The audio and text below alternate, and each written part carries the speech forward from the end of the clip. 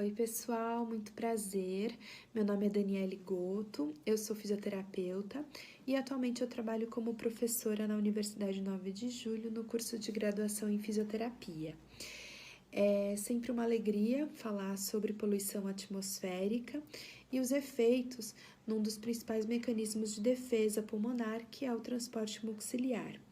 Alguns anos atrás, o nosso grupo de pesquisa investigou os efeitos das queimadas nos trabalhadores cortadores de cana-de-açúcar. Mas antes de eu falar desses efeitos, eu queria introduzir o assunto com vocês, né? Então, primeiro, alguns anos atrás, mais ou menos na década de 80, houve-se uma procura muito grande por novas fontes, né, de combustível, uma vez que os combustíveis fósseis, como o petróleo, como a gasolina, por exemplo, emitiam muitos poluentes na atmosfera. Então, foram pesquisadas novas fontes e o etanol é uma dessas fontes, no qual, aqui no nosso país, a principal matéria-prima de obtenção do etanol é a cana-de-açúcar. Porém, por um lado, houve-se a preocupação em emitir menos poluentes, né, por conta do combustível renovável. Por outro lado, esse processo de obtenção da cana-de-açúcar ainda polui-se muito. Então, o que nós vimos foi que esses canaviais, antes de serem feitas as colheitas da cana, é ateado fogo em toda a região para facilitar o corte manual e também para eliminar os animais peçonhentos que poderiam causar danos à saúde desses trabalhadores.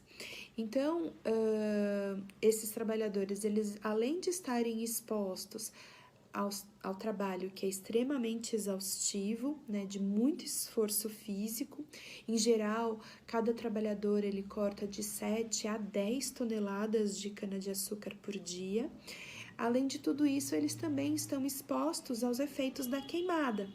Então, a inalação de poluentes, a inalação de partículas ultrafinas, né, que conseguem chegar até a região alveolar, promovendo inclusive uma resposta inflamatória a esse processo.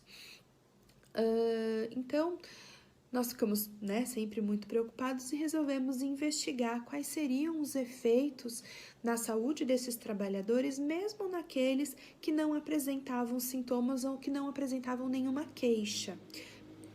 Nesse caso, esses trabalhadores, eles ficavam em torno de 7 a 8 meses, né, que é o período de safra da cana-de-açúcar, e nós avaliamos no momento, né, quando eles terminavam a safra, já colhiam toda a cana, e nós observamos que, primeiro, eles tinham uma redução, né, do transporte mucociliar, ou seja, o tempo de transporte ficava aumentado, né, dando uma resposta mais lenta desse processo, e também observamos uma alteração nas propriedades físicas do muco. Então, esse muco ele era mais difícil de ser transportado por tosse, né? Assim como as características reológicas desse muco também se alteravam. Com o passar dos anos, a gente teve vários decretos, né, sendo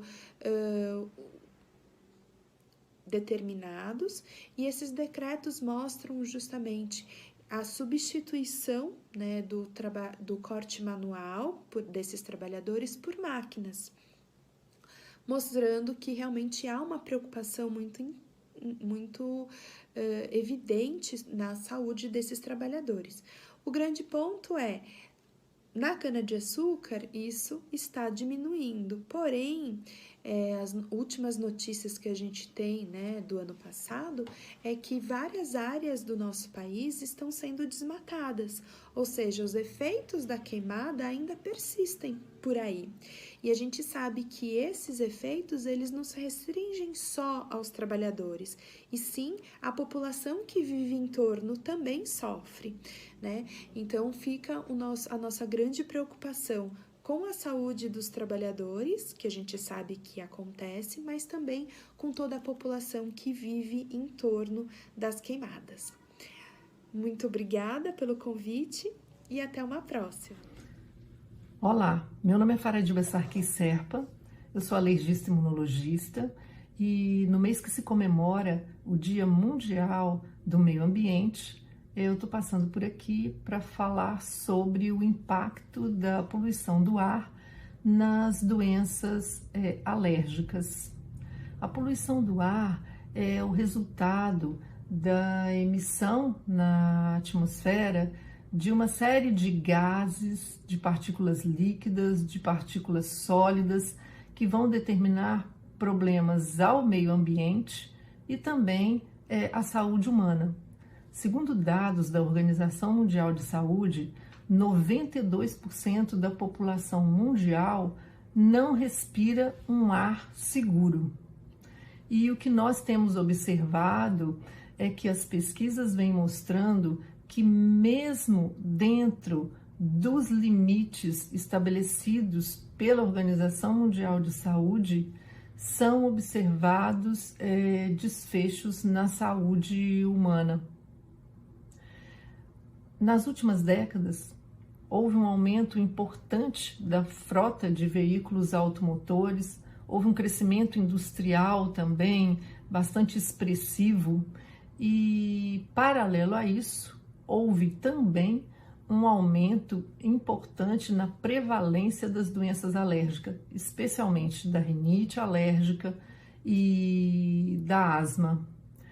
E quando nós falamos em poluição do ar, nós temos que pensar que existem fontes de poluição, tanto exteriores quanto interiores, então dentro dos ambientes internos que nós frequentamos no dia a dia, como as nossas casas, as escolas, o nosso trabalho.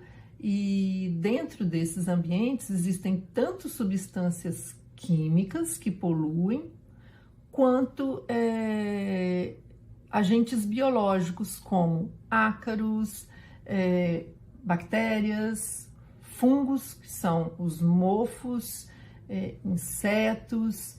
Então, a poluição desses ambientes é uma mistura também bastante complexa. E nós temos que ter sempre isso em mente quando a gente pensa em controlar a poluição. Nós estamos sempre expostos aos poluentes, então desde a concepção até a velhice, existem estudos que mostram que já no tecido placentário são observados pequenos poluentes, então material particulado que consegue penetrar nas nossas vias respiratórias e, por serem de um tamanho bem pequeno, chegam aos alvéolos, que é o local onde acontece a troca do oxigênio com o gás carbono, conseguem chegar na circulação sanguínea e provocar problemas em outros órgãos e sistemas, então não só no sistema respiratório. No Brasil, existem diversos estudos que já mostraram que existe relação entre poluição do ar, entre diversos poluentes e desfechos respiratórios, então como asma, rinite, maior número de atendimentos em emergência por essas doenças, maior número de hospitalizações por essa doença. Então, isso já está bem estabelecido. As ações para reduzir os poluentes na atmosfera passa pela instituição de políticas públicas que estabeleçam níveis um pouco mais seguros desses poluentes na atmosfera, mas também passa por medidas que nós temos que fazer dentro dos nossos ambientes internos. Então, nós temos que buscar conhecer quais são as fontes de poluição dentro dos nossos domicílios. Então, nós passamos muito tempo das nossas vidas nesses ambientes internos. Existem estudos que mostram que quase 90% do nosso tempo a gente está em ambientes fechados. E nesses ambientes nós estamos expostos a poluentes derivados do ato de fumar, então aqueles que fumam em ambientes fechados, ou que convivem com fumantes, então estão expostos permanentemente a diversos poluentes. Também os produtos de limpeza que nós utilizamos nas casas, nos nossos ambientes de trabalho, eles também geram uma série de substâncias químicas que causam doença respiratória, e além disso, os fungos, né, que são os mofos, os ácaros, e também os insetos, os animais. Então, tudo isso contribui para que a qualidade do ar desses interiores que a gente frequenta no dia a dia seja algumas vezes ruim ou muitas vezes ruim. Então, nós temos que buscar controlar também o nosso ambiente interno, deixando as nossas casas mais arejadas, especialmente nos momentos que a gente vai limpar, quando a gente também vai cozinhar, porque o ato de cocção, ele também contribui para a geração de poluentes para os nossos ambientes internos. E se a gente consegue, se cada um fizer a sua parte, certamente nós conseguiremos respirar um ar de qualidade melhor. Então, a responsabilidade é de todos, não só dos nossos gestores, mas também de cada um de nós. Então, o controle da poluição, ele deve começar dentro dos nossos lares. E a gente tem que também cobrar que sejam estabelecidas políticas públicas que contemplem o controle desses poluentes. Olá, meu nome é Luiz Fernando Amato, sou pesquisador na Faculdade de Medicina da Universidade de São Paulo e hoje vou falar um pouco sobre os microplásticos no ar. Os microplásticos são materiais poliméricos de origem heterogênea com tamanhos inferiores a 5 milímetros. Os microplásticos são classificados como primários ou secundários. Os microplásticos primários são aqueles já concebidos em tamanhos muito pequenos, enquanto que os secundários são formados a partir da desestruturação do material polimérico. Uma vez no meio ambiente, o plástico vai se fragmentando em tamanhos cada vez menor, pela ação da chuva, sol e pelo atrito. Os microplásticos no meio ambiente possuem características distintas daqueles já concebidos em tamanhos muito pequenos, isto é, eles podem se ligar a outros poluentes como metais pesados ou compostos orgânicos, ou mesmo micro-organismos como vírus e bactérias. Nesse sentido, os microplásticos ambientais servem como vetores desses poluentes e micro-organismos, podendo ser inalados. Os microplásticos estão presentes no ar. Já foram conduzidos estudos científicos na China, na França, Nova Zelândia e na Inglaterra.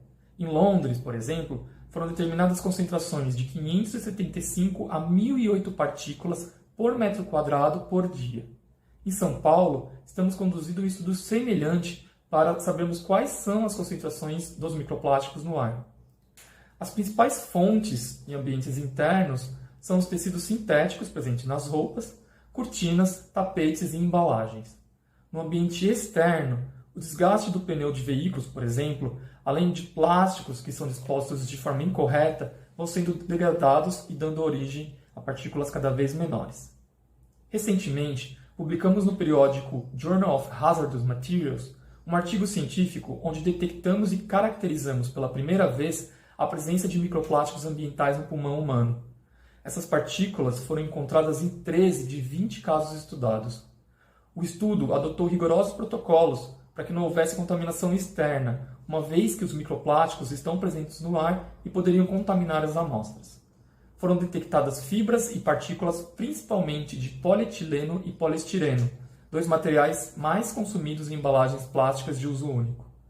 Os efeitos dos microplásticos ambientais na saúde humana ainda são desconhecidos. Estudos ocupacionais com trabalhadores da indústria do plástico, que foram expostos a altas concentrações de materiais como o nylon, demonstram o aumento em processos inflamatórios, doenças pulmonar intersticial e até mesmo a formação de fibrose. Com a pandemia do Covid-19, houve um aumento no consumo de materiais plásticos, principalmente os de uso único. Caso o gerenciamento desses resíduos que vão ser gerados não sejam eficientes, podemos esperar um aumento das concentrações dessas substâncias no meio ambiente e, consequentemente, no ar. Olá, pessoal.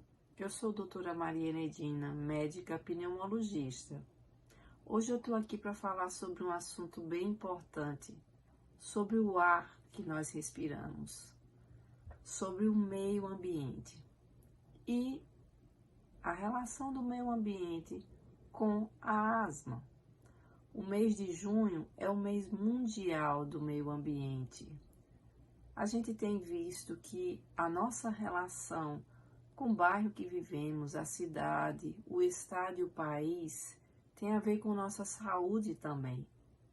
Principalmente o que nós consumimos, o que nós fazemos, seja no trabalho, seja no lazer, pode produzir substâncias, poeiras, material particulado que fica suspenso no ar, fazendo que a respiração receba nos pulmões essas substâncias e pode provocar doenças e principalmente desencadear crises naquelas pessoas que são asmáticas. A asma é uma doença crônica, benigna, que apresenta uma resposta exagerada do sistema imunológico, provocando uma inflamação alérgica nos brônquios, e as pessoas portadoras dessa doença, em contato com algumas substâncias que respira, desencadeiam essa inflamação e os sintomas de tosse, chiado no peito, desconforto para respirar, falta de ar. Nesse mês de junho, dedicado ao meio ambiente, tentamos conscientizar de boas práticas de consumo, evitar queima de combustíveis fósseis, como acontece com os automóveis, as fábricas, queima também de regiões que têm plantações, por exemplo, de cana-de-açúcar. A queima da plantação faz com que tenha muita fumaça suspensa no ar, também material poeira, material particulado. As pessoas que vivem ao entorno dessas regiões, que tem fábricas, que tem queimadas, que tem muitos carros, muita poluição, elas têm mais suscetibilidade de desenvolver doenças respiratórias e principalmente de descontrolar a asma, de ter crise de asmas. Nesse mês de junho, procuremos repensar, procuremos ver como que a gente pode contribuir para um meio ambiente mais saudável, para a nossa respiração, para a respiração dos asmáticos. Então, cada um pode fazer algo para reduzir o dano ao meio ambiente, o dano à nossa vida, o dano à nossa sobrevivência e melhorar a qualidade de vida, melhorar a qualidade do ar, trazendo benefício para a saúde de todos e principalmente daquelas pessoas que já são portadoras de doenças respiratórias. Então, nesse mês de junho, mês mundial do meio ambiente, vamos colocar em prática dentro da nossa casa já métodos, ações para que todos nós possamos ter um meio ambiente saudável